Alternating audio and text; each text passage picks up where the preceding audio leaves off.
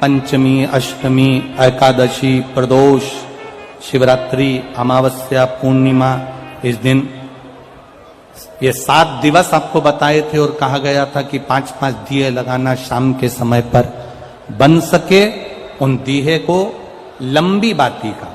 कौन सी बाती का? जम के बोलो जरा। लंबी बाती का।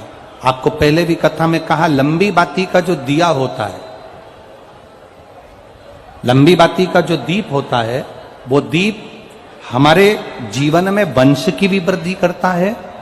इसलिए हमारे यहाँ पितरों का दिया, देवी जी का दिया, नवरात्रे का दीप, ये सब लंबी बाती के लगते हैं। तो लंबी बाती का जो दीप होता है वो हमारे यहाँ वंश की भी वृद्धि करता है, लक्ष्मी की भी वृद्धि करता है, सुख समृद्धि। और अगर मान लो भूल से हमारा कहीं पैसा अटक गया और वो व्यापारी नहीं दे रहा, तो लंबी बाती का जो दिया होता है वो पैसा भी हमारा वापस लौटा कर लाता है। इसलिए लंबी बाती के दीप का स्मरण करें।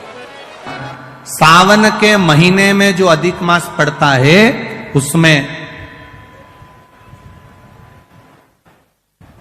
7 जगह अर्थात 7 तिथियां ऐसी हैं जिस दिन 5 दीप का वर्णन किया गया है हमारे शास्त्रों में। अब बहुत सावधानी से सुनिएगा। पहली है पंचमी तिथि। अधिक मास सावन का जब मेल हो, अधिक मास सावन के महीने में अगर पड़े और पंचमी तिथि आप अगर शुरू की, मतलब आज भी पंचमी है, मान लो आज की पंचमी अगर आप नहीं कर पाए तो अगली जो पंचमी आ जाए अधिक मास के महीने में, आप वो भी कर सकते। पंचमी, अष्टमी, एकादशी, प्रदोष, शिवरात्रि, अमावस्या, पूर्णिमा, ये 7 तिथियां हमारे यहां सावन के अधिक मास का जो संजोग होता है, इसमें ये 7 तिथियां, फिर से बोलो, पंचमी, अष्टमी, एकादशी, प्रदोष, शिवरात्रि, अमावस्या, पूर्णिमा, ये वो तिथियां हैं 7 जिन तिथियों में अगर हम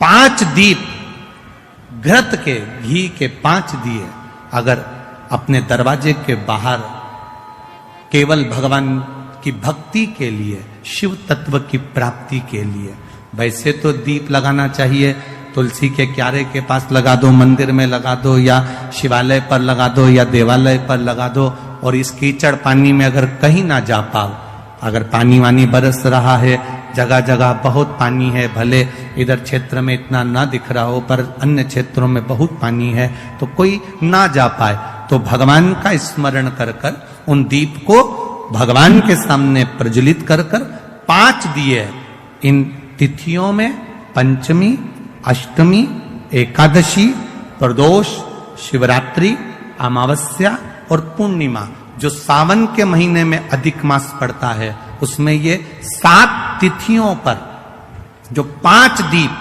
भगवान के सामने प्रज्वलित कर कर अपने दरवाजे के पास में बाहर की ओर रख देता है, उसके घर में कभी रोग, बीमारी और लक्ष्मी की कोई कमती नहीं होती, उसका जीवन सार्थक हो जाता है। पर सावन के महीने में अधिक मास के संजोग पर यह होता है।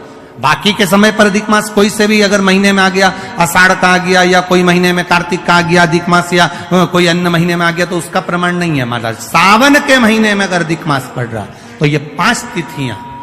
अब कई लोग कहते हैं गुरुजी पंचमी हम 2 लें, 2 पंचमी आएगी, 2 एकादशी का वर्णन आ जावे, तो हम कौन सी? तो यहां एक भी अगर आप कर रहे हो 7 तिथियों में से एक भी अगर ये नहीं कर पाओ तो अगली कर लो, अगली नहीं कर पाओ तो ये स्मरण में रहकर डॉक्टर का पीछा ही नहीं छूट रहा हो, तो शिव महापुराण, विष्णु पुराण और स्कंद पुराण में जो पुरुषोत्तम कथाओं का वर्णन किया गया है, एक आटे का दिया, उसमें 4 बत्ती,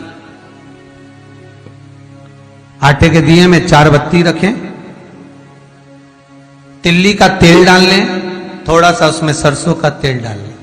महाराज घर के बाहर, अर्थात घर के अंदर के बाहर जो चौखट होती, चौखट से थोड़ा सा बाहर, बिल्कुल चौखट पे नहीं बैठना, थोड़ा सा बाहर, 9वीं तिथि के दिन शाम के 6 से 6:30 के बीच में 21 बार जो व्यक्ति बीमार रहता है उसके सिर से नीचे की ओर श्री नरसिंह भगवान का स्मरण कर कर जिस अधिक मास में जिस तिथि को उतारा कर रहे हो उस तिथि का नाम लेकर, उस अश्विन अधिक मास का नाम लेकर, जो व्यक्ति का उतारा कर रहे हो उसका नाम और गोत्र लेकर 21 बार जो उतार कर उस दिए को घर के ही चौखट पर रख देता है, उस व्यक्ति की बीमारी छूट जाती है महाराज। वो रोगीला नहीं रहता, रोग से ग्रस्त नहीं रहता, दवाई गोली उसकी छूटती है।